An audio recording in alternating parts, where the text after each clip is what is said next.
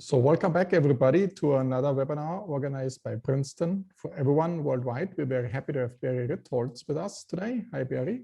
Hello. How you doing, Markus? Fine. Thanks a lot. Good to have you. And Barry will talk about market values, cycles, and bubbles. And he's an investor from Ritzholtz Wealth Management, and he has studied this over decades. So we will learn a lot today from the practical experiences and insights he will give us. I want to make a little change today when we start today, because one of our former speakers, Ramanan Laxamarian, he's actually on the grounds in India, and he's actually battling COVID there, and he's raising funds for getting oxygen for India. So I would like to make you aware of it, that there's a crisis going on, and if you have some spare money to devote to this cause, you can give money to him. And I know that he's on the ground, and he is actually really delivering oxygen to the people there. There's a big crisis going on. So it's oxygenforindia.org, or you can also go to his center, which is based in Washington, DC, and in India, in Delhi. And, it's tax deductible. Now, going to bubbles, I would like to start with another Delhi, and not New Delhi, but where the markets are frothy to some extent. There are SPACs, the IPO markets are at record heights, and there's a little Delhi valued at $105 million, and the sales in 2020 was 14,000. So that was big news, and we would like to get some idea, how bubbly is the market, how frothy is the market, and various questions, and the poll actually indicated already to get your sense. And then perhaps afterwards, we'll come back to that as well. But before we go there, let me give some theoretical perspective. That's what I would like to contribute in the debate today. What are the different bubble theories? Why can we have in markets bubbles? And of course, there are some rational bubbles. And a lot of these bubbles are there that because the underlying asset you can retrade essentially as a resale option to the asset. So you only hold it not to get dividends, but you hold it because you want to retrade it later on. And that's the case when you have income with markets, for example. You can dynamically complete markets by retrading the underlying asset, and this way you can partially insure each other. And that's what's going on in the traditional Bewley type models, a very famous type of funding, gives the foundation for money, a la Bewley. I've worked on this where the shock structure is different. Bewley's is endowment and labor shocks. In my work, it's mostly capital shocks. So when your investment is endowed with uninsurable idiosyncratic risk. And what you have then in modern asset pricing, you not only have the price of the asset is the expected present value of cash flows, but it's also the expected present value of service flows. And the service flow is because it allows you partial insurance of idiosyncratic risk, which you couldn't insure otherwise. And that's one way you can create bubbles, and that the bubble component derives from the second component, from the service flow component here. Now, of course, there are also the overlapping generation models, a la Samuelson's 1958. Tirol put the bubble into there. And then we have models where there's more behavioral elements, where people have different beliefs, heterogeneous prior beliefs, and short sale constraints. And I will come to this short sale constraint aspects. And the idea is essentially, I want to retrade, I want to sell my asset. I know it's too overvalued, but I hope there will be a greater fool out there I can dump it to later on. And I hope to dump it to somebody else, and the somebody else hopes to dump it onto me, and we have heterogeneous beliefs. And that's why the value of the asset is so high, because we all hope we can actually dump it to somebody else at an even higher price. But for this to work, you need heterogeneous beliefs. So we actually disagree, and we are short sale constrained. So we can't really go short much, but there's no constraint going long. And then there are different bubbles. These bubbles can be, just be stable and lasting for decades. And the other bubbles, which are extrapolative and exploding bubbles, I've worked on these bubbles as well, where, because you might want to ride as rational players, might want to ride this bubble and enjoy it's a risky riding, but enjoy the riding the bubble. And there's some risk trader risk as well. So it's risky to do so. So now if you put yourself in the shoes of a regulator, how should you deal with this bubble? Shouldn't you be worried about them? You might argue right now, it's actually not so bad to have these bubbles. It helps us to overcome the COVID shock. And until we have the economy running again, let's just run the bubbles as they are and only clean it up afterwards. But there are other choices. So how would you clean it up? And two policy tools you might have if you're the head of the SEC or somebody else. One is to introduce a Tobin tax. The Tobin tax essentially says you cannot trade freely. There's some bit asked, but there's additional, as Jim Tobin pointed out and proposed, to throw sand in the trading system. And you have lower frequency of retrading. And you saw already the underlying theories where the value of the bubble comes from this being able to sell it to somebody else. It makes it more costly to sell to somebody else, and that depresses then the value of the stock because the service flow will be lower. And you might want to keep the bubble on the US Treasuries without any frictions, but on stocks, you might charge a bit ask spread. That's, a huge literature on the Tobin tax. An alternative argument might be to say, the problem is that actually people who want to short these assets, like this Delhi, New Jersey, they cannot go really short. First, they cannot go really short because it's quite costly. There's some fee from borrowing the stock. So you have to borrow the stock and sell it, even though you don't own it. You have to sell a stock which you don't own. So you have to borrow it first from somebody who lends it to you. But more importantly, it might be risky to borrow the stock because the guy who lends you the stock can recall it and call it back, and then you have to sell when the price is really at a very high level. Or you have to buy back when the price is at a very high level, and you might be subject to short squeezes. And this was always the case, but you might argue with the GameStop and other elements we have seen, there's much more meme investing these days going on, and it might be much more correlated among the traders. So short squeeze might be much more prominent and much more common these days. So it's much easier to organize a short squeeze, and that makes shorting much more dangerous. So nobody's taking really the short side, or they're very cautious to taking the short side of the market. And that makes the whole market more frothy, and that makes it more dangerous. So should we ease as regulators coordination among the guys who want to short the stock? But of course, there's an alternative danger that it might also attack stocks, and there might be predatory shorting. And this predatory shorting is also a danger. It might bring companies down purely because they're subject to some runs. They're more financial institutions. They're subject to runs. And then you can actually bring companies down. That's a trade-off, and you have to think about these trade-offs. But these are first-order policy questions, in particular if you're worried about the high levels of frothy prices. Or perhaps it's all justified because the Fed has cut the interest rate so much. And as Barry pointed out, there's a TINA principle. There's no alternative. Once the real return on the fixed income markets are so low, the only way out is to go into the stock market and more risky products. And that might be, how monetary policy works. So unlike in the previous slide, I will actually not go over Barry's questions. Barry will touch upon them as he walks through his slides. There's just, you have answered these questions already in the beginning of the webinar. And I pass on the floor to Barry, and we're looking forward to his presentation to give his perspective, a practical experience over decades, how he sees things playing out, and where he sees some misallocations and high prices, or why we have some high prices, or perhaps not. Thanks a lot. Barry, the floor is yours.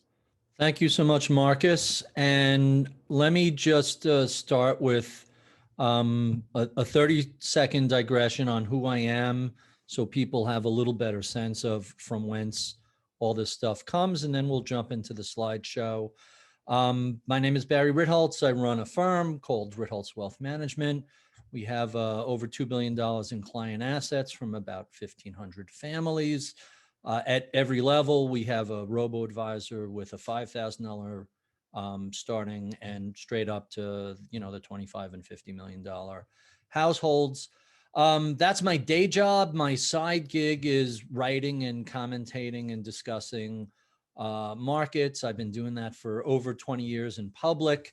So just because you write in public doesn't mean you get it right. But when you get it wrong, your readers let you know about it, and you probably can't be consistently very wrong all the time for 20 years. I started a blog in the late 90s on GeoCity called The Big Picture, and then moved it to Typepad in 2003, and it's been on WordPress since 2008. I wrote for the Washington Post. I was their personal finance columnist for 5 or so years. until Bloomberg came calling. And now I write a column for Bloomberg and host a podcast, Masters in Business, where I get to sit down and pick the brains of people like Danny Kahneman and Ray Dalio and Michael Lewis and Richard Thaler. And it's the most fun I have all week. So I'm not an academic, but all the things I talk about are previously written about by me. And when I write about it, I always deeply source it. So there's a ton of academic papers on everything we're going to discuss today. Not that there's always a consensus, not that there's always a conclusion. There's a pretty robust debate back and forth, but these are the sort of things that I've come up with as my guiding principles, and maybe you'll find them helpful or ridiculous or somewhere in between. So let's jump right to the screen share starting here. Let's see if PowerPoint operates. All right, that seems to be working. Marcus, is that perfect? Dead on. Great. All right, so 3 points of the discussion, and I kind of rejiggered the poll questions.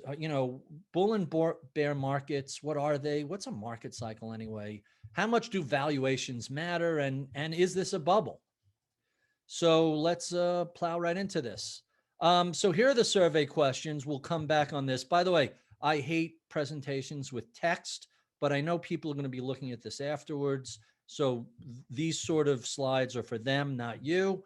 So we'll plow through this. Anyway, this was the survey question. What's a bull market? What's a bear market? I started in my career. It was in 96, right after Netscape went public, on a trading desk. And it was within a year or two, we had, I don't remember if it was the Asian contagion or long-term capital management. It was 97, 98. I don't remember which one was first. But I remember the TV is on at the end of the trading desk, and the anchor on CNBC says, we're down nearly 20%, and that's a bull market, a bear market. And I asked the head trader, why is that a bear market? And to his credit, his answer was, I don't know. Everybody has always just said it's a bear market. And so I start digging into why is down 20% a bear market, and down the rabbit hole you go. And it turns out it's pretty much a made up number. It's a round number the media likes to use, financial television, and even print journalists who should know better use it. The best explanation I found, which isn't an especially good explanation, but the best explanation of why down 20% is a bear market is, hey, we use a base 10 numeral system. We have 10 fingers and 10 toes. Down 10% is a correction. Down 20% is a bear market, and down 30% is a crash.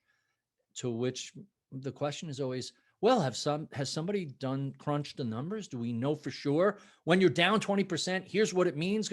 And it turns out, no, there's no correlation. There's no significance to it. You can't get to down 30% until you've gone through down 20% and down 10%. So I guess there's that. But other than simple mathematics, there's no meaning to this. And so that sent me pretty much into a 20-year process of trying to figure out why plus 20 is a bull market and why minus 20 is a bear market. And the answers will be frustrating, other than it's just made up nonsense. Here's a perfect example. This is the Dow Jones from 1966 to 1982. And courtesy of a Bloomberg terminal, I could actually measure peak to trough in great detail. So have a look at this. Now, this is on a weekly basis. If you were to pull this up on a daily basis, you might be able to make these highs a touch higher and the lows a touch lower, but these are the weekly charts. So if minus 20% is a bear market, well, look at 1966. The Dow just about kissed 1,000, and it proceeds to drop 25%. Hey, below 20%, we're in a bear market. What does that mean? I guess that means you sell all your stocks, right? Well, here we go, up 26.7%. Hey, we're now in a bull market. I guess I have to buy. Well, now you're down 12.2, up 19.3. You had a pretty nice shellacking, down 35.9. I guess the 20% idiots can say, Well, we were only up 19.38%. So technically it wasn't a bull, but that's nonsense. If you look at it at daily, it's actually a little more than that. And if you look at it intraday, it's even more because the closing price is very rarely at the highs or the lows. So down 36%, followed by up 67%. And then the big one, down 45%. That's a huge, huge collapse. 73, 74 is really big. Quite fascinating. The S&P 500 was down in 73, 74, about the same amount it was down in 08, 09, about 56%. I just love those random things that mean nothing, and people write entire theories on these coincidences. So down 45% sounds pretty awful, followed by up 75%, down 27, up 37, down 24.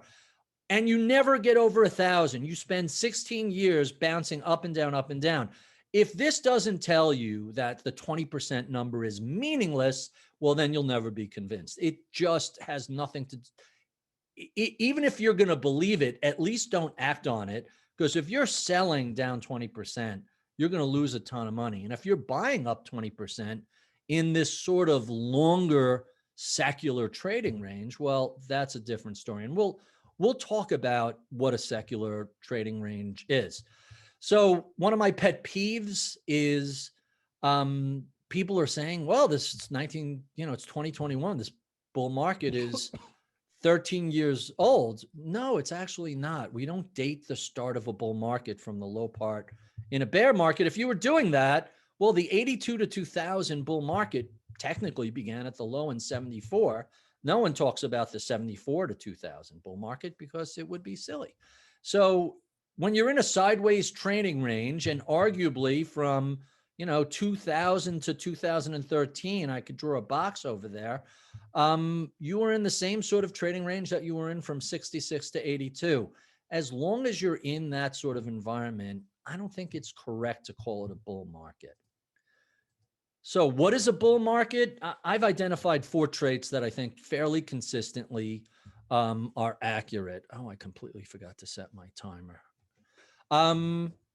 So the 4 traits: expanded economic activity, rising stock prices, increasing sentiment by investors, and an extended trend. And you could really spend a ton of time on each of those 4 bullet points. When we say an expanding economy, I mean on every measure, GDP, wages, employment should be trending upwards. And that results in higher corporate revenues and higher profits. And if you know anything at all about markets, those 2 things lead to higher stock prices, especially over extended periods of time. Investor sentiment is really the most fascinating aspect of this, and perhaps the most controversial, because it's more than just the squishy sentiment polls and the AAII surveys. I'm going to circle back to this in a minute. Trend is trend. Markets are going, from the lower left to the upper right. That's a bull trend. Sideways within that trading range is a bear trend. And bull markets tend to trend much longer and go much further than many participants expect. But all of this comes back to investor sentiment. And the way I describe investor sentiment in a bull market is, and I'm always looking for ways to quantify this. Higher stock prices you can quantify. Wages, employment, GDP you can measure. Sentiment has a tendency to be squishy because you're asking people surveys, and surveys are terrible. They tell you what people are thinking at the moment, not real. Every year, the mall people and the retail association ask people how much they're going to spend on Christmas and what'd you spend last year, and they figure out the difference and say, hey, spending is going up 22%. They're wrong every year. People, if you ask people a question to figure out what they're really thinking, most of the time you're getting terrible answers. It's very difficult to judge behavior when you ask people. How does this manifest itself in a way we can measure? Well, it's pretty easy. How much are people willing to pay for $1 of earnings? Meaning, what's the valuation of the stock market? And as it turns out, the valuation question, and here are all these in longer form, that valuation question shows up in the PE multiples. And I didn't cheat and take this all the way to today. This is something I wrote up in 2005 or 6, and it's consistent since then. But what we end up seeing is investors during long bear markets are willing to pay less and less for a dollar of earnings. And during long bull markets are willing to pay more and more for that dollar of earnings. That's driven by sentiment. It's driven what we today call memes, are really called narratives.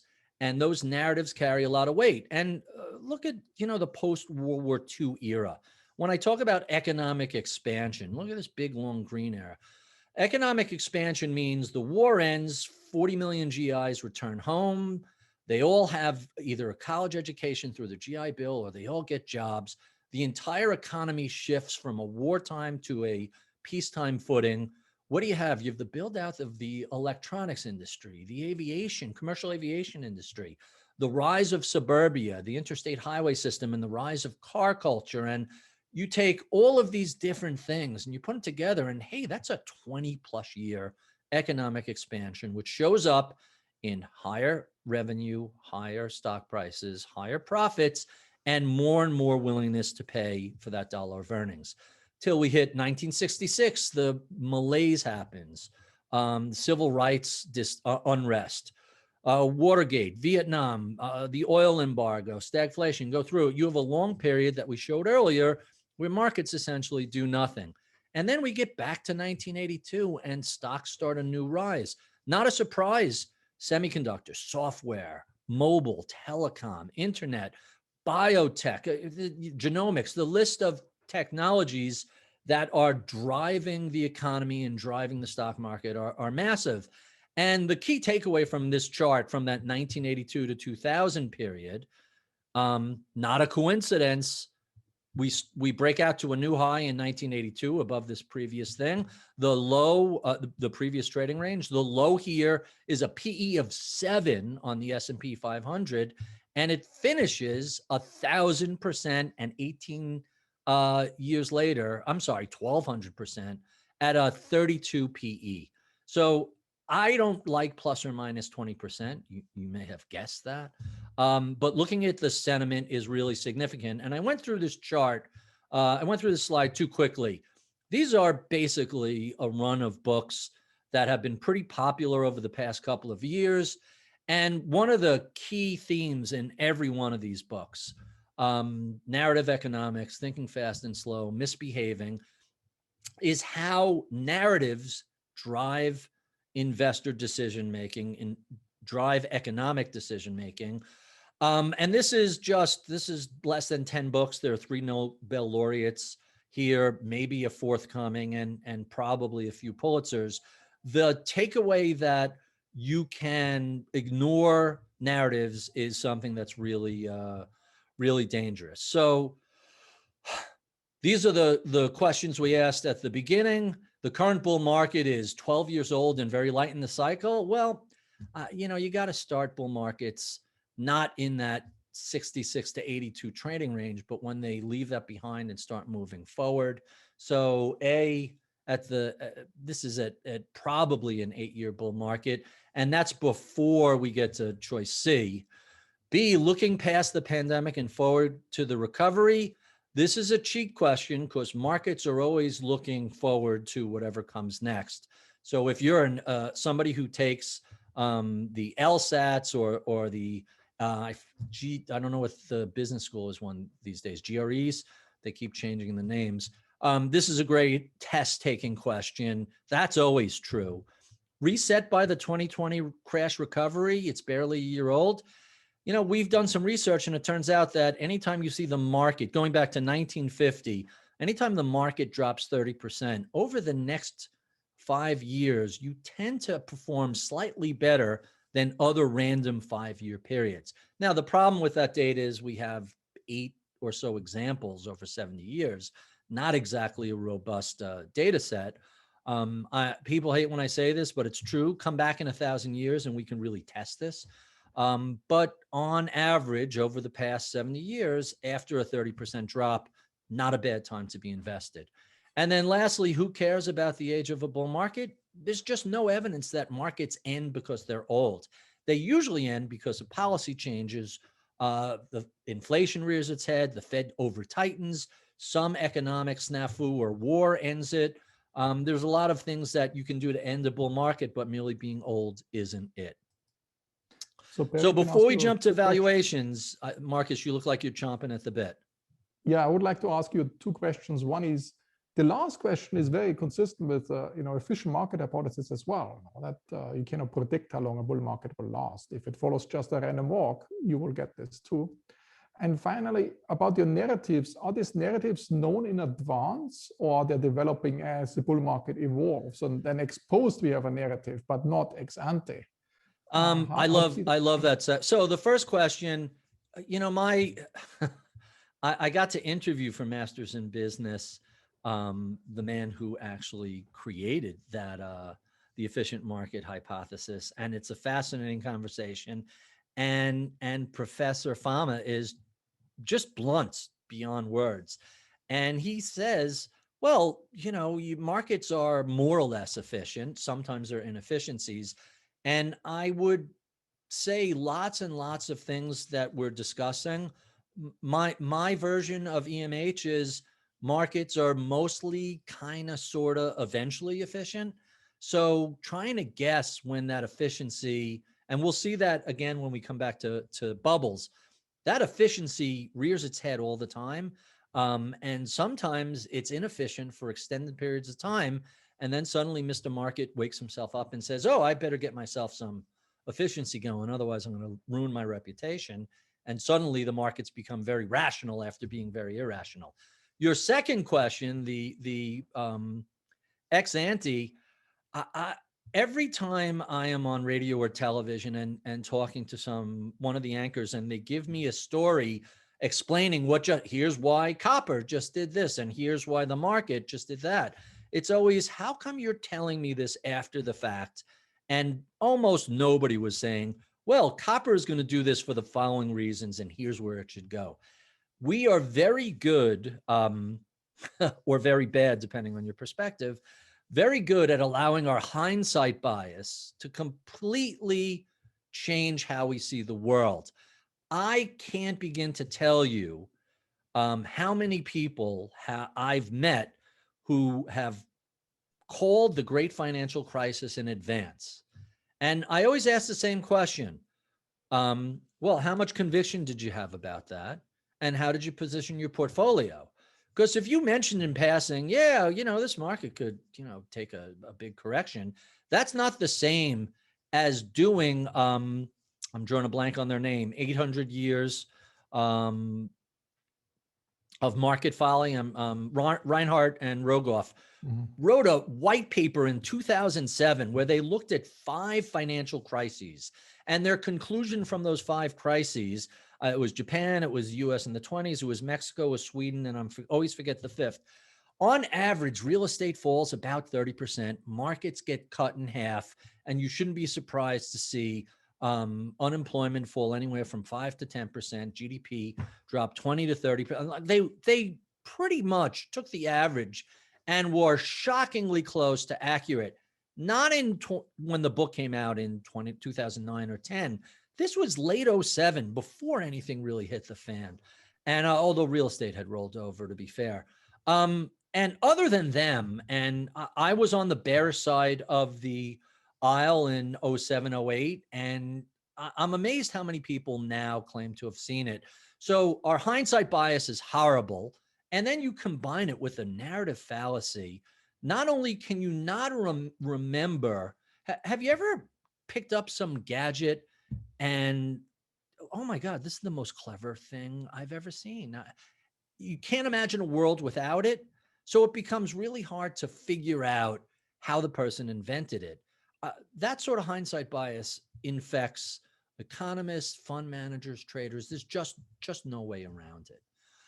But I love that question because there's simply, it's so manifest in everything we do. We're always ex post. We're always after the fact. And we believe we knew what we've learned before the fact.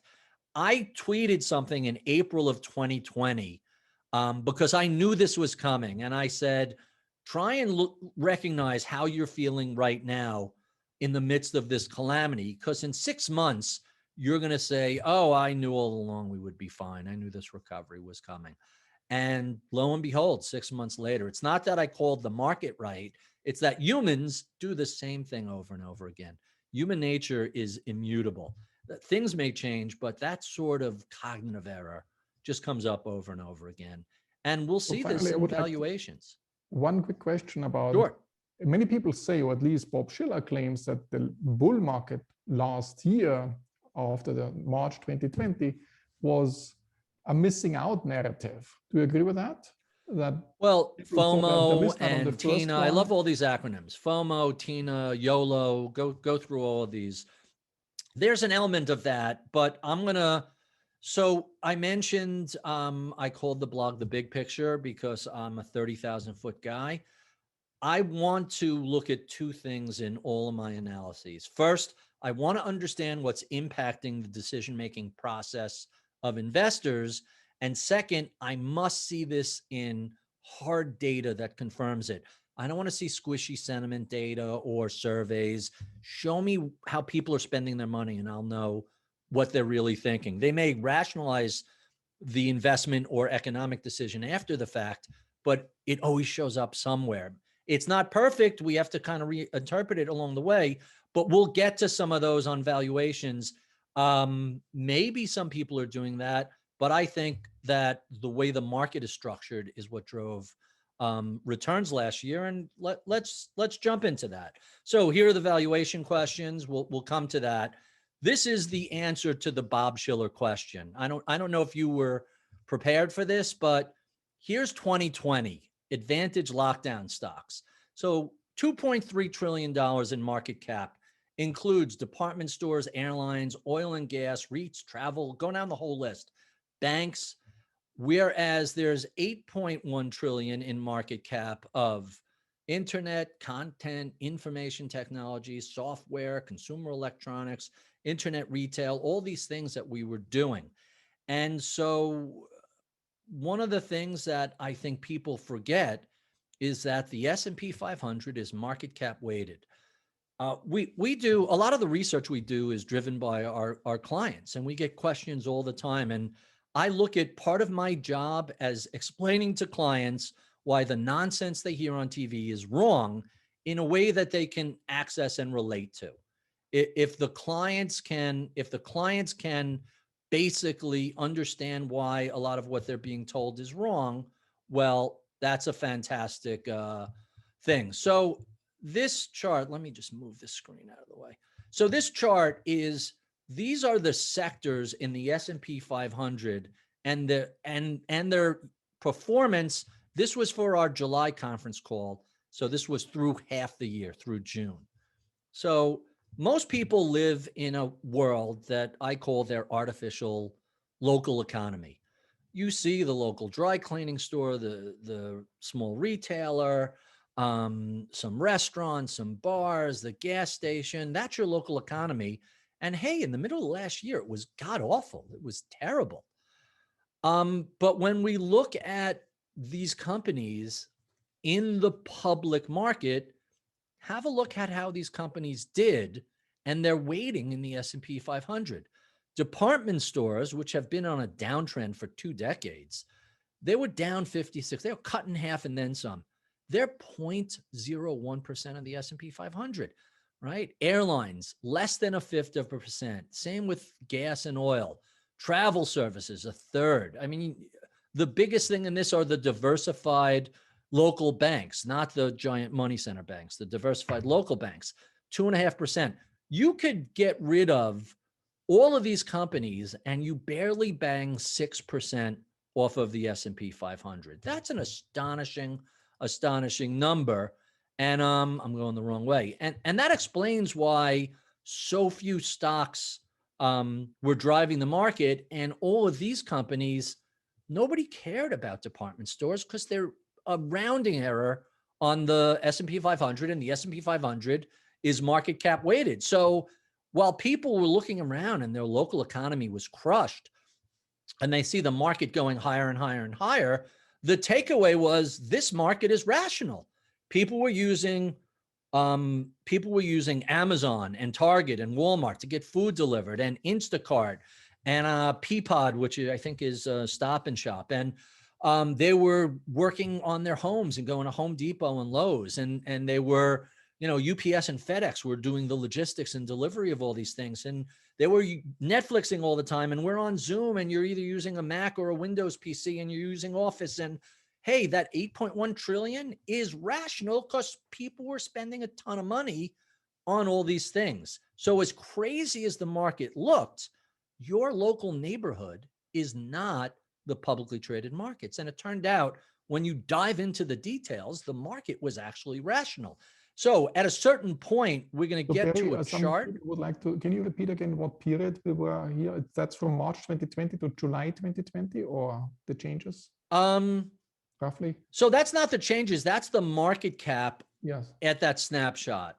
All of these companies were worth $8 trillion on the right, and the blue companies are all those on the left: department stores, airlines. And when we break it down, that's the year-to-date performance through the first half, through June 30th. Down 56, down 52, down 48. I took everything that was down more than 30%, and that's barely 6% of the S&P 500. So if you were to drop if you were to drop the 20 worst sectors in the market in the S&P 500, it was 2%. And the 50 worst sectors, it was about 6%. So you look around, you say casinos and hotels and airlines, they're all doing terrible. Well, they're a rounding error. How many airlines are there? 6? Who cares? It's almost like it doesn't matter. So this, by the way, this chart, I didn't know if I was going to spend time with it, but I have to mention, you talked about the greater fool theory, and we shouldn't really treat all buyers the same. People have different time horizons, they have different risk tolerances, they have different financial incentives, and very often maybe it's a greater fool, or maybe it's somebody who has a whole different set of needs and are trying to satisfy a very different itch when they're buying. So, think about how strongly the market rallied in 2019. That continued right in the beginning of 2020. And so you have momentum traders with big buyers until that market rolls over and they start selling. 401k buyers, they don't care. It's every paycheck that goes in. They're not even thinking about it. Anybody who dollar cost averages, they're a buyer on a regular basis. Indexers, they have to buy. There's money comes into the index. They have no choice. They have to buy.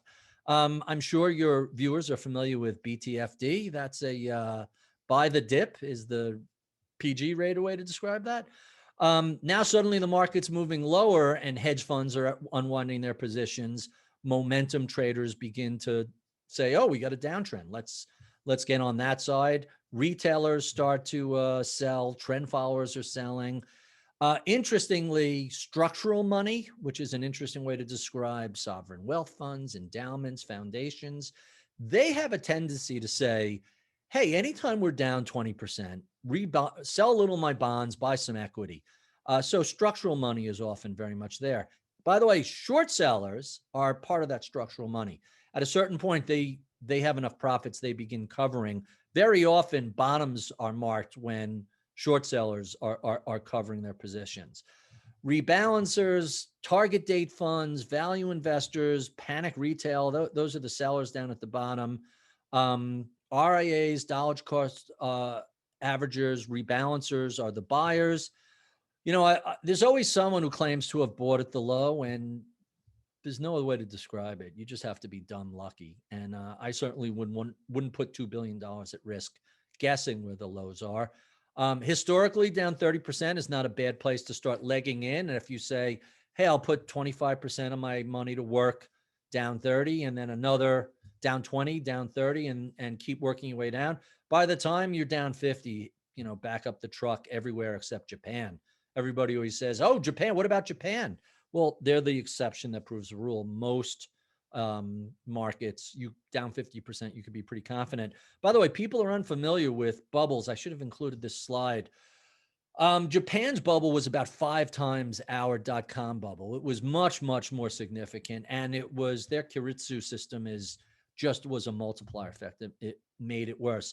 So in terms of, greater fool, it's not always a greater fool. It's someone with a different time horizon, risk tolerance, and financial incentive, maybe the person you're either buying from or selling to. So this is kind of an interesting chart. Today, everything is way above its 200 moving day average.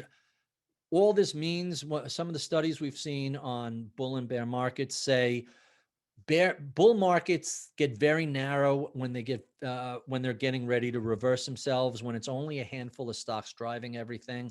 And this tells us when you have that many stocks above their moving average, it means everybody is participating. And it suggests that, there's more to go.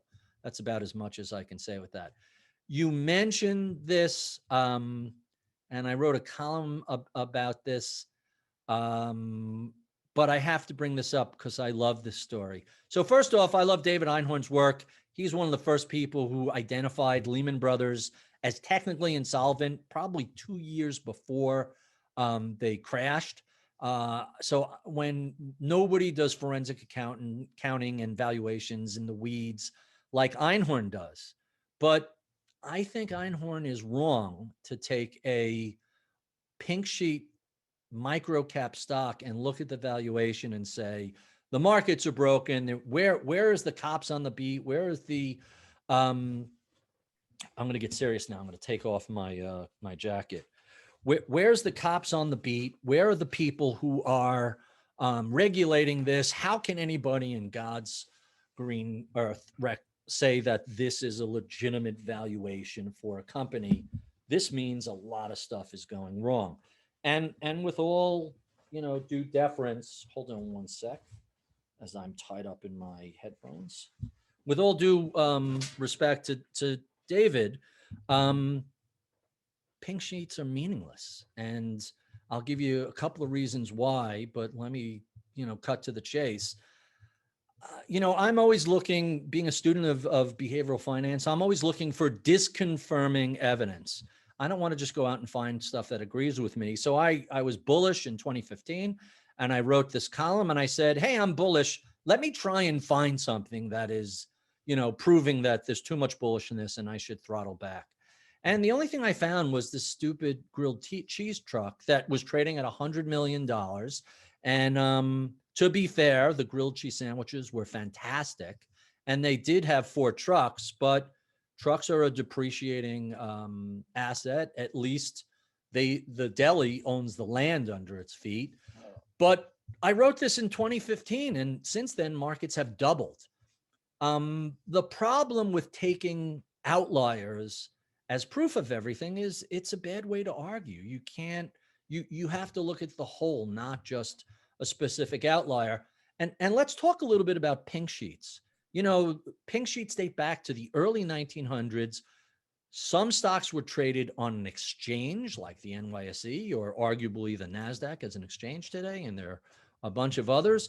But for things that weren't traded on an exchange, things that were traded off exchange, people would print out on pages of paper, yellow for bonds and pink for stocks, the prices they traded at. So you had an actual historical reference every day as to what things were trading at. And so we never got rid of the pink sheets, but there are no rules there. You don't have to register with the SEC. You don't have to follow GAAP. You don't even have to file quarterly statements. And so no surprise, the pink sheets are where there are a ton of shell companies, a ton of bankrupt companies. If you ever watch movies like Wolf of Wall Street or Boiler Room, those are all pink sheet companies. These guys are selling in a boiler room because there's essentially no regulation other than as a broker, you can't make material misstatements. That's how those guys always get in trouble. But it's just filled with garbage. Wait, so they're not registered? They don't have to report financials, and there's no obligation whatsoever? and they're tiny, who is going to come in and arbitrage or short $100 million food truck? First, there's not enough money there for institutions to get involved.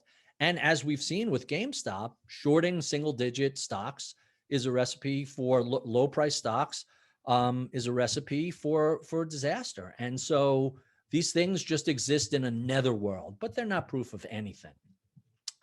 So market valuations today, I put this in the wrong, is that in the right place? I guess it is in the right place. So what can we talk about market valuations today? You know, you could say if we use a PE ratio, markets are pricey, but let me ask everybody this question. Does anybody really think you could pick one variable and say, I could tell you exactly how pricey stocks are and where they're going to go based on this single variable? I mean, that is just a rookie, terrible form of analysis for two reasons. First, humans interacting in markets are far more complex than that. Markets themselves are much more complex than that. If there was a single variable, a magic formula you could use, eventually it would be more or less reflected in the price. That inefficiency would be identified and the market would become more efficient. So that's why you can never use a single variable. George Soros's reflexivity theory basically says markets reflect all the new information that comes out about market activity more than just efficient. As these things occur, they change the future behavior of markets. Markets change their own future behavior. So you can't just say, I'm just looking at PE. Now, you can say, well, I want to look at PE relative to GDP and interest rates, or inflation and wages, or, you know, that gets you a little closer. But the reality is nobody's come up with some model that puts in 47 different variables and figures out where the market's going long term. You know, the only exception to that is Renaissance Technologies, and their holding period is theoretically much, much shorter than investing. That's a trading machine, not an investing machine. So pricey but tolerable. Well, if you have long-term holding period and you're prepared to lower your return expectations, yeah, you could say pricey but tolerable. One of the things that we've learned when we see high PEs and historically high valuations, there's a pretty broad range, but it's fairly consistent to say the higher the valuation, the lower your expected return should be. Doesn't mean it's going to be negative. Doesn't mean it's going to even be below average. The top of the range is average or slightly above average. But if you want a broad generalization, high prices should have you lower your return expectations. Lower prices should have you raise your, and that's 5 to 10 years, not next week, next month, next quarter. Markets can go much longer than anyone expects. Then finally, Tina, I don't know, I got a typo in there. Tina, the Fed made valuations no longer matter. I don't know, that's too 1999 for me. I'm not a fan of the Fed bashers and the, you know, scratch the surface on a Fed basher and you'll find somebody who missed the market and is whining about it, missed the bull market. There's no doubt that capital is plentiful, rates are cheap, and that pumps up profits to some degree. But look at what we've seen in earnings. These companies are just, and we're not fully open yet. Companies, look at Apple's numbers last night. That's like just, I think that's the single biggest non-Christmas quarter we've ever seen from any company. It's just an astonishing amount of profit, an astonishing amount of revenue growth.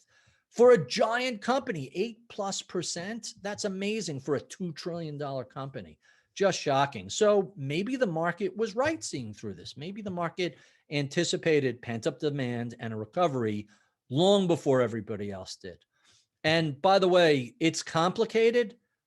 That's a fantastic cheat answer. You could say that to almost any question in finance, and 99 times out of 100, it's the right answer, because what's not complicated in finance?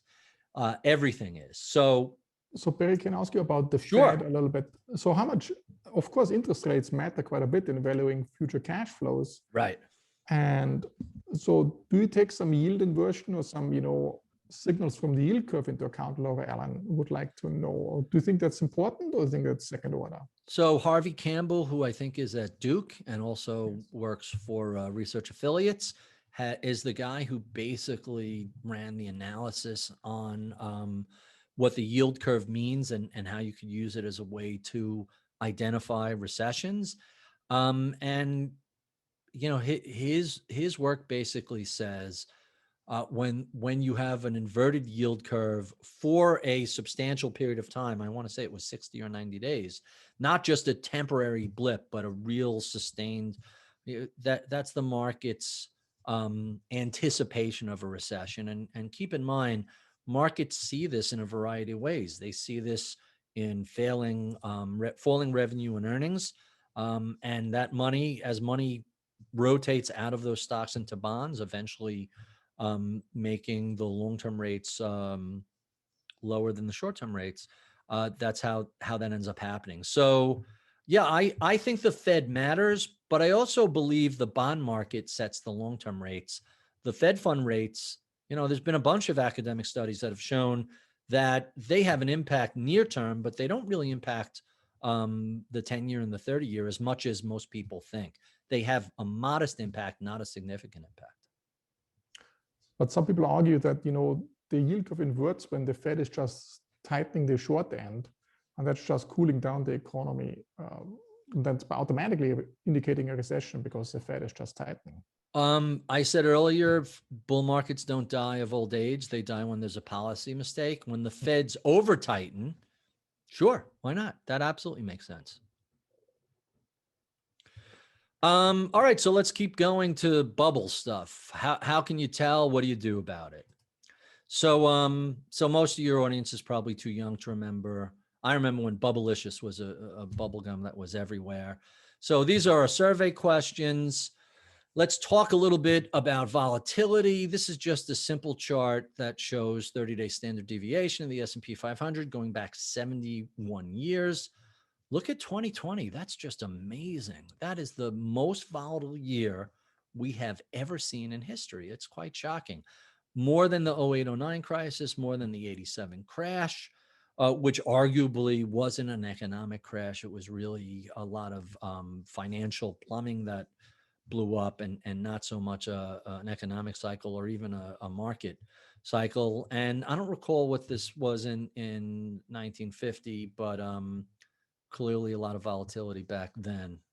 But that's we're starting with this. So we're starting out with a very volatile year. And this number is infuriating. I saw this in every television channel, every magazine, every newspaper, dating the March lows and saying, market's up 75% over the past 12 months. How is this not a bubble? And the answer, again, it's asking the question that nobody wants to ask. You know, why does 20% matter? Well, you have to look at this and say, 12 months, that's not a financial measure. That's an astronomical measure. That's how long it takes the rock we're all sitting on to orbit its star and come back to where it began. That's what 12 months is. That's what, 365.25 days are. What does that have to do with finance?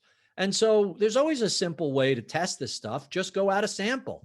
Hey, if 12 months is 75%, and that's ridiculous, what does 13 months look like? Well, the answer is 17%, right? Stop and think about that. Oh my God, we're up 75%. The world's coming to an end too. Yeah, this is a pretty good year, but it's not the end of the world. It's, an average decent year. And so you fall 34%.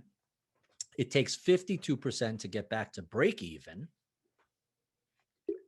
So once you're back to break even, once you're around August, back to the level you started, well, now you have, as I showed earlier, the different types of buyers and sellers.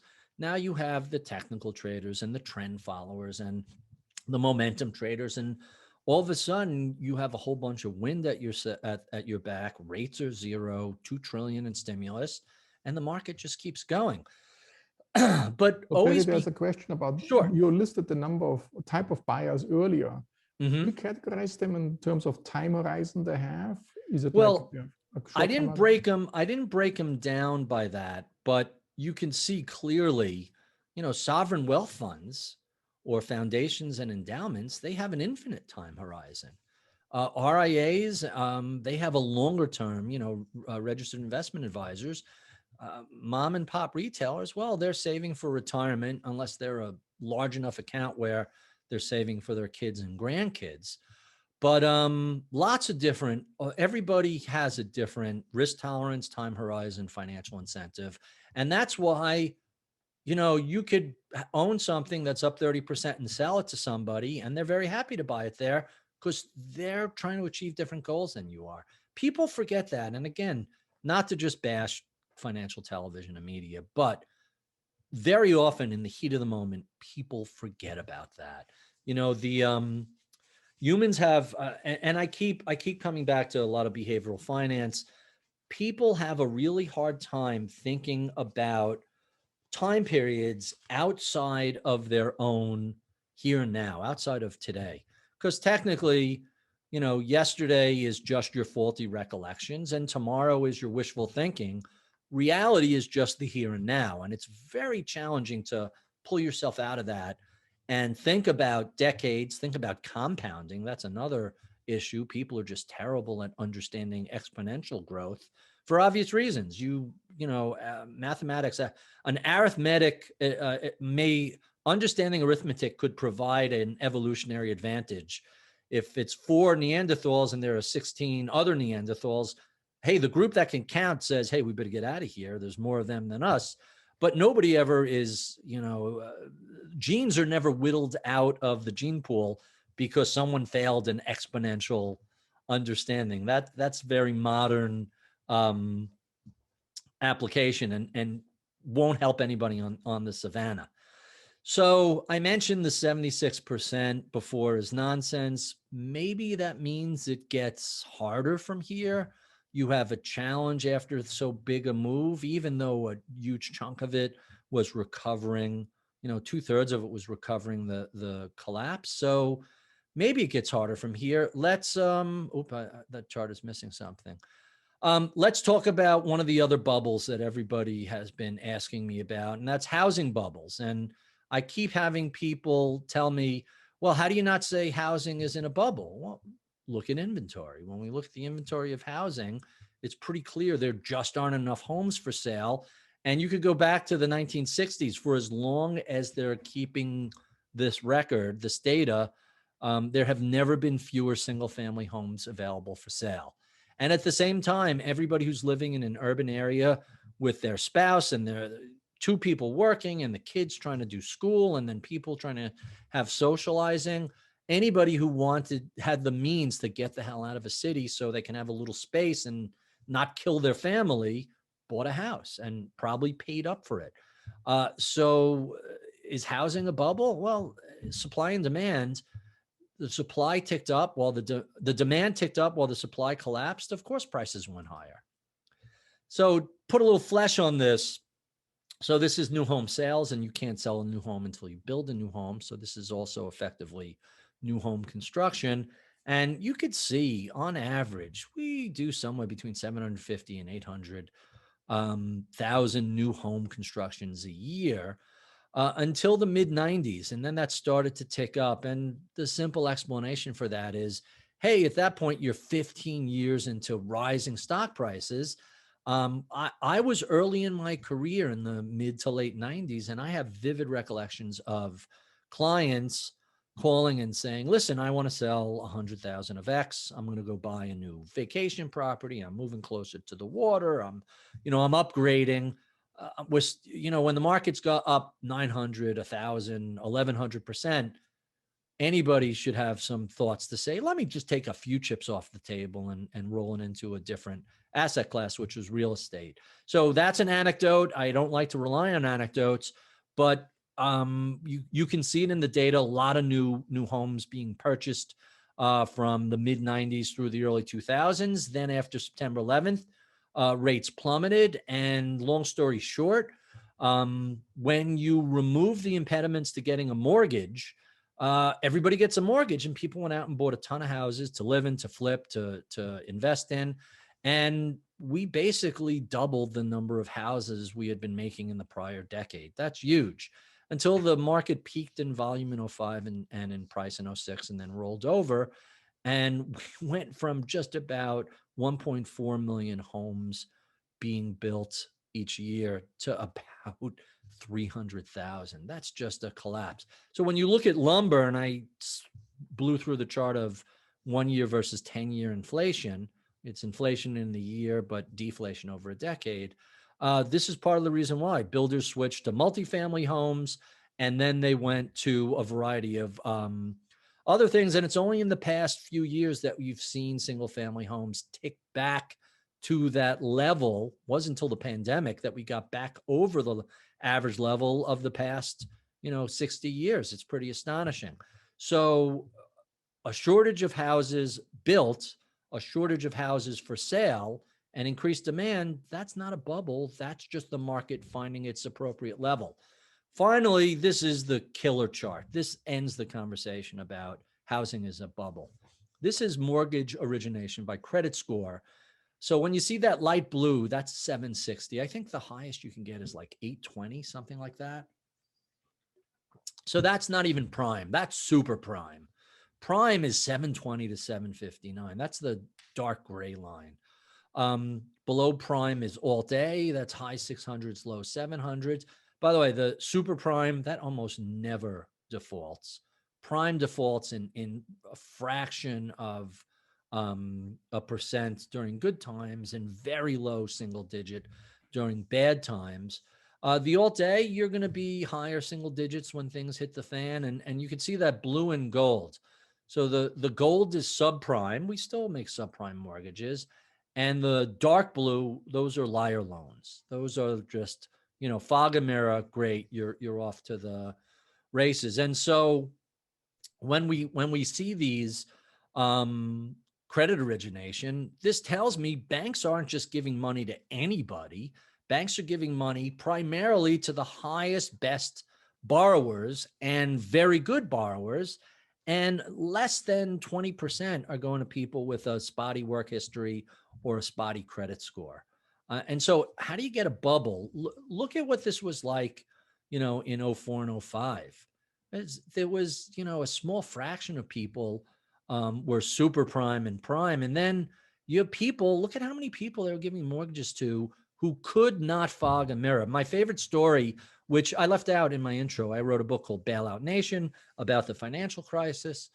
I left out a lot of stuff, but my favorite story from that book was the two grape pickers, husband and wife, who qualified for a $750,000 liar loan mortgage. And it turned out if they took 100% of their pre-tax income, they still wouldn't have been able to not default on their mortgage.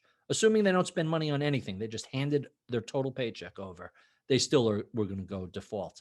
And so, of course, those mortgages collapsed. And there's a whole nother conversation about CDOs and how we collateralize this. But the bottom line is you can't have a bubble in housing when we see credit like this. Let's talk about the market. And by the way, I wrote this last year just before the market collapsed. We're since, 17% or so higher. But look at the 5 years ending in the bull market in 2000. The S&P averaged 25% a year. NASDAQ was up 60% a year for 5 years. That's a bubble. 900, almost 1,000% over 5 years. You look at the same 5-year period ending in 2020, NASDAQ's up, the S&P is up less than 12% a year. That's about average. NASDAQ is a little elevated, about 17%. I think that reflects a giant change in society and the rise of our information and technology society. It shouldn't be a surprise to anybody that tech stocks are worth more. They don't have giant factories to build. They don't need, think about the railroads. They had these immense factories and they had to fill them with steel to build rails, and they had to build locomotives, and so much men and material and manpower and labor and all that stuff. And back then it was all men. I'm not being politically incorrect. All of that 19th century work, was enormously expensive, enormously capital intensive. And then you look at things like Instagram, it's 10 geeks and a bunch of laptops. And today it's even cheaper. You use Amazon web services, you don't even have to build all that infrastructure. So it makes sense that not only the NASDAQ would have an elevated return versus the S&P, maybe it makes sense that we're seeing valuations get elevated along the same time. So this is from 08. I've updated it a few times. I'll include a bunch of links on the blog to show where all these things come from, and you can work your way down those rabbit holes. The problem with identifying bubbles isn't spotting them in real time. I think you could come up with your own list of 10. This is my list of 10 or 5 or 20, whatever you want. The problem is, even after you identify a bubble in real time, then what? What are you going to do? Mr. Market, the Lord Keynes famously said, markets can stay irrational far longer than you could stay solvent. And it's true. Spotting a bubble, I wouldn't say it's easy, but it's not that hard. Getting the timing right as to how to act on that, very, very hard, very challenging. And even if you can spot people who have done it, you can't tell, are they brilliant or are they lucky, or a little bit of both? It's very challenging. Mike Mauboussin wrote a book on that, really fascinating, being able to identify the difference between skill and luck. And in markets, you need to see 20, 30 years of returns before you can know for sure. And by then it's too late. So how bubblicious is the market today? I certainly don't see a bubble in housing. And when I look at stocks, yeah, things are elevated, but look at the revenue and profits we're seeing, not just in the pandemic lockdown stocks, but everywhere. We're looking at a substantial amount of pent-up demand, a ton of stimulus. The question is, how much is reflected in stock prices? If you think all of it is, well, then the markets go sideways or they go down. If you think not all of it is, well, then there's more upside. But it's hard to get from there to say this is a full-blown bubble. Not that it can't become a bubble. It's just hard to say that today is a bubble. There are, yes, pockets of froth and speculation. There are always pockets of froth. That grilled cheese truck piece that was $100 million pink sheet company in 2015 tells you, if you want to go find froth and speculation, you can. I have no explanation for Dogecoin. I can't explain that. I find it fascinating that Bitcoin captures so much mind share. My argument has been other technologies like mRNA, for example, should be capturing more mind share, but they're not attached to a trading vehicle that's up 9,000%, and that really goes a long way. I'm kind of fascinated. I wrote something about why smart contracts and smart tickets on the blockchain can be really interesting. You can, kind of cut out the middleman when it comes to ticket pricing. So if Taylor Swift says, you buy my tickets, you're going to pay face value. If you want to sell them for more than you paid, that's fine. But since it's a digital product and it's on an Ethereum blockchain, we're going to split whatever you sell it for over face value. So that's a fascinating technology, and I'm intrigued by it, but I can't explain what's going on in various, crypto coins. And if someone were to say that if someone was to say this is a bubble, well, I heard that 3 or 4 years ago. So maybe it's a bubble and maybe it keeps going, but it's really tough to definitively make the bet against it. What's going to be really fascinating is once the various coins can be traded in an ETF. Right now, you have an institutional custodian basis. If a client comes to me and says, I want to buy Bitcoin, I say, great, how do we do that? Especially when you see numbers that say 20, 25, 30% of all mined Bitcoins have been lost. Either the drives or the computers they're on have been permanently damaged, or the passwords were lost. Once this goes into, let's say, a Fidelity custodied ETF, well, then you don't have to worry about all those things. Remember all the hacking with Mt. Gox and those wallets. So far, Coinbase looks like it's done a good job preventing that. But it's really challenging from an institutional basis. By the way, this is another one of those SAT answers. Nothing to worry about. It's all good. Always a wrong answer with anything to be finance oriented. There's always something to think about, worry about, be concerned about. The question is really whether or not you should be acting on it. And our last slide will show why. And I mentioned no one can identify a bubble in real time, but identifying, you probably can, or maybe some people can, but then acting on it on a timely basis is a very different thing. And so our last slide is just a reminder of all this. This comes from JP Morgan Chase's quarterly slide deck. I recommend you check it out. It's always great.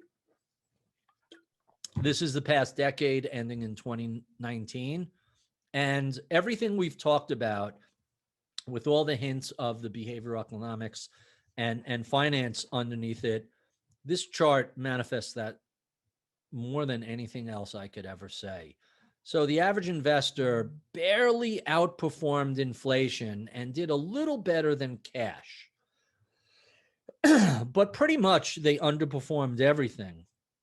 They underperformed stocks, they underperformed bonds, real estate, emerging market REITs, go down the list. They even underperformed a 60-40 portfolio, which kind of leads me to the conclusion that you really want to think twice before you act on your convictions because the odds are so heavily stacked against you. And I could keep talking, but why don't we leave that there? The last slide of the deck is my contact info. I'll make this slide deck available for anyone who wants it. I'll put it up at ritholtz.com. And Markus, why don't I see if this stimulated any thoughts? Yes, and I guess I'm gonna stop screen sharing and let you take over. So there's some questions concerning, what's the new narrative going forward? We talked a lot about the past, but let's look a little bit forward. Sure. So we have this, corporate tax cut from Trump that caused supposedly a huge increase in the stock market. Now we might have a corporate tax rise, but it didn't do anything on the stock market in a sense. And yeah, that's kind of interesting. So all the studies I've seen about the 2017 TCJA, the Tax Cut and Job Act, it had no impact on corporate investment, on spending, on hiring. It did add to some buybacks. I'm not the world's biggest fan of buybacks. I think they create an advantage relative to the companies that don't do buybacks, but overall, they're not a net positive for the market, in my opinion.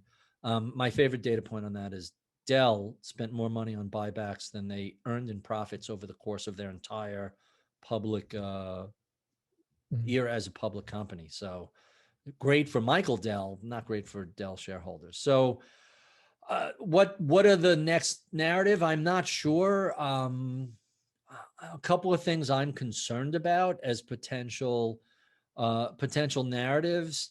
I'm intrigued by the concept. You've been seeing a lot of criticism of woke capitalism, and I think that's just smart branding. And my example is Nike. When Nike signed Colin Kaepernick as a spokesman, this is about 4 years ago. I've lost track of time. Everybody came out and whined and complained, and these white old conservative critics, and I think I called them woke craps was the acronym I came up with. They whined about it and they complained about it. But again, go to the data. Who are Nike's clients? Well, most of them are overseas. The domestic U.S. market is less than half, and nearly all of them are under 30. Most of them are under 40. They dig Colin Kaepernick. They don't care about the sort of, conservative, anti-PC movement. They're hipper, younger, urban, and more international. And so anybody who followed that narrative really missed a giant run up in Nike. And I kind of think that you're seeing something similar take place today. All this criticism about the companies that stopped giving money to participants in the insurrection, and the companies who have, nobody today thinks twice about companies having fairly liberal same-sex marriage policies in terms of spousal benefits and healthcare and stuff. It's hard to think that 10 years ago that was controversial. And so a lot of these companies are looking, like the market looks far off into the future. The market, not only do younger people buy more houses, buy more cars, spend more money on consumer goods, by the time you're 65, 70, the vast majority of your spending is done. And so companies have always had a bias towards youth. And they're looking at the direction the world is going. And the world is a little more enlightened and a little less conservative than the average pundit that you'll see. I don't mean just Fox News. I mean, the average pundit on TV is going to be older, more to the right, more conservative than the average purchaser of all these consumer goods. And so I think that's a kind of fascinating narrative. A darker narrative is, what is the rule of law worth to American companies? When you look at so here's a valuation question. The US has gotten a premium over the rest of the world for a long time. And I would make the argument, the rule, not just the reserve currency of the dollar for the world, but the fact that the rule of law is so significant here, that's probably worth trillions of dollars to US companies. And anything that puts that at risk is really problematic. And so I'm kind of shocked to see a lot of people who participated in the insurrection but didn't go into the building and get arrested are now running for office. And I think it's not, forget my politics left and right. My politics are, hey, you're putting our rule of law premium at risk, because clearly, if you supported a violent overthrow of the democratic process because you believe in a false narrative, you're not just challenging the political status quo. There are trillions of dollars of elevated stock prices. And I think that the rule of law being challenged by people who clearly have demonstrated a willingness to put it aside, that's a dangerous thing. So those are me just kind of spitballing a couple of narratives. There are others. Hey, we're really great storytellers. We come up with, as a species, we come up with fantastic stories after the fact. And I think we'll continue to do that. I don't expect the narrative. I don't know if they'll quite be meme stocks like GameStop, but I think that sort of thing is out there and it's not going away. Let me ask you two more things. One is, what implications do you think will the focus on climate change have, and ESG on top of it? So is ESG an important component to you? Do your clients push you in a particular direction? Do you think it should be that CEOs take other motives than pure profit maximization into account as well, or not? Or is it just an excuse for CEOs to exploit their own company to pay for some things which they're politically like? So there's a little bit of everything. Look, I think Milton Friedman was wrong. He just or if he was right, he was temporarily right, reflecting the moment of the time. And climate change and ESG need to be thought of in a couple of different ways. First, the world has changed. There was a wonderful book a couple of years ago called Windfall about the economics of climate change. And it really shows how much money was moving into technology and ways to deal with it. Someone was working a way to get clean water out of the air as opposed to a desalination plant. And it turned out that they came up with a great way of making artificial snow for, ski mountains and things like that. And there's just an endless run of that. The expectation is the climate's going to continue to get warmer. Where it's warm, it's going to get wetter. Where it's wet, it's going to get drier where it's dry. And those areas in between are going to really feel it. Coastal areas are really the big concern because cities are there, and cities are where the vast majority of economic activity takes place and wealth creation takes place. So New York, San Francisco, Miami, those are things that are going to be issue. If I were to buy a house in Florida, I would buy it with a 50-year mortgage, because I don't want to own that risk. That's somebody else. It's interesting to see. I think Florida just beat New York. Miami just passed New York. The state just passed New York, is now the second most populous state after California in the most recent census. So this is going to be an ongoing issue. I But think when you invest, you put climate risk as a component you take into account? I was going to say one of the interesting things about ESG and climate change is, people should think of these as a risk factor, not necessarily, not exclusively a style of investing. And short answer to that is, and there's a causation and correlation question as part of this, but if you want to look at companies that have diverse boards of directors and have very diverse C-level executives, these tend to be more successful companies. But the question becomes, do successful companies have the time, energy, and money to make sure they're diversified, or did the diversification lead them, or is it the same underlying elements lifting all boats? Is a very smart management team able to win in the marketplace and simultaneously understand the value of a diverse set of ideas and a diverse set of board members? So that's one way to look at it. Another way to look at it is, look at what happened with companies like Uber, with the whole bro concept and the frat house. That's not an ESG company, and obviously, but meanwhile, had they not had that culture, their founder would still be CEO, their stock price would be higher. So I've heard some fund managers say, I use ESG screening as a way to screen out really risky companies that have these maybe black swan events is the wrong way to look at it, but these sort of weird random events that blow them up. So there's that element. The crazy thing about ESG is people say they want to do ESG and have been, especially millennials and women. And if you look at the $30 trillion generational wealth transfer that we're, on the bleeding edge of right now, as the baby boomers in their late 70s and 80s die off, typically, women have a longer lifespan than men. So that money should go to women next. And then the kids after that. You would think that you would see a transition to that. And so far, it's more mind share than capital. But it may just be early in that process. And 10 years from now, we may look back and say, ooh, how did we miss ESG? It's obviously a key part of this. We do it in two different ways. We have one portfolio that's an ESG portfolio.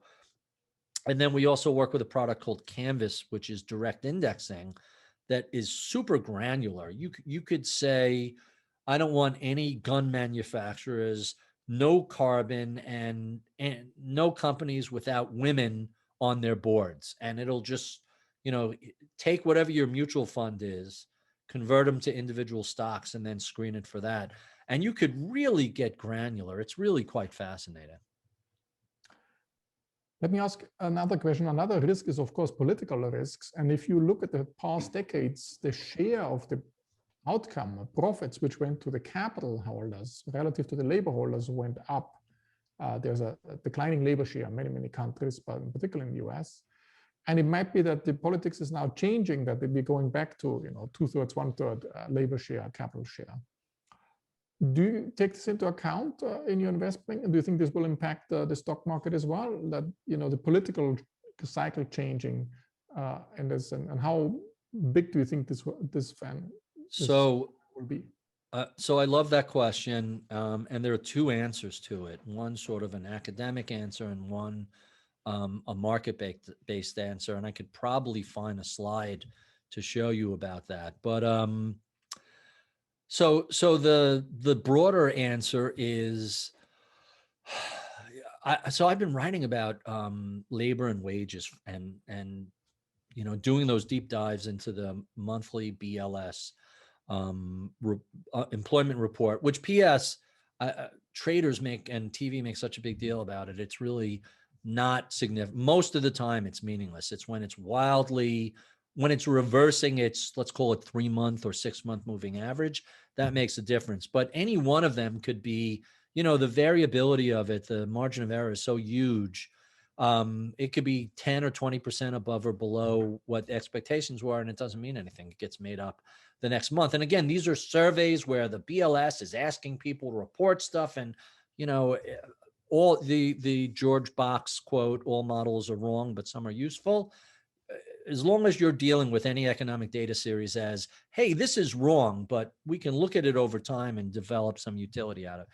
So I think that I don't know how much of this is speculation and wishful thinking and how much of it is accurate, but I feel like we've been watching labor begin to reach a turning point versus capital, right? So you go back to the 1980s and the tax cuts, and you've seen, so as of 2019, taxes are the lowest they've ever been for the top 1%, for corporations, for at least in a century since we've had tax laws. And when you look at the United States, we're the lowest tax country in the world by just about any measure.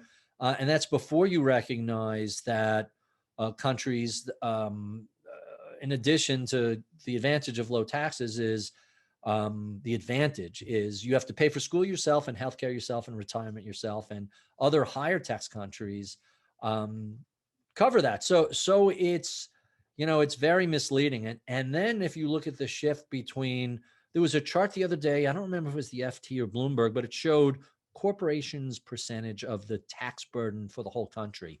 And it's the lowest level it's been in a century. It used to be tariffs and other fees generated revenue. Now it's taxes. And so companies have not been pulling their weight.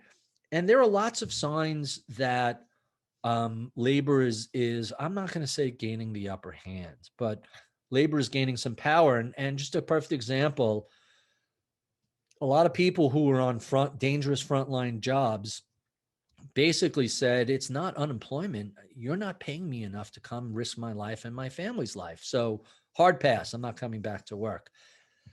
And then you see a lot of different companies start to, Walmart is my favorite example. Walmart, their business model for a long time was relentless cost cutting, including labor. And you notice that change over the past 5-7 years because, first of all, my sense of time is so damaged by the past year.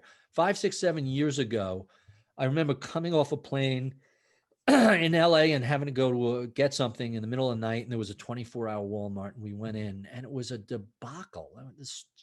The lights were, half of them were broken, and the shelves were unstocked, and it was dirty, and I'm like, well, that just must be a 24-hour one. I'll check out another one, and I go to a different Walmart the few weeks later, and it's not quite as terrible, but it's awful. And what did people who could afford to shop elsewhere do? They went to Costco and BJ's and Targets and Trader Joe's and go down the list. And all those companies have one thing in common. They pay above minimum wage wages, and they have a turnover rate that's a fraction of Walmart. I'm shocked that Walmart, that's a big data cruncher, hasn't figured out this giant turnover rate is expensive. So they're self-interested, find good people, pay them a decent wage, and retain them. And they've started to move in that direction because they just can't find people. And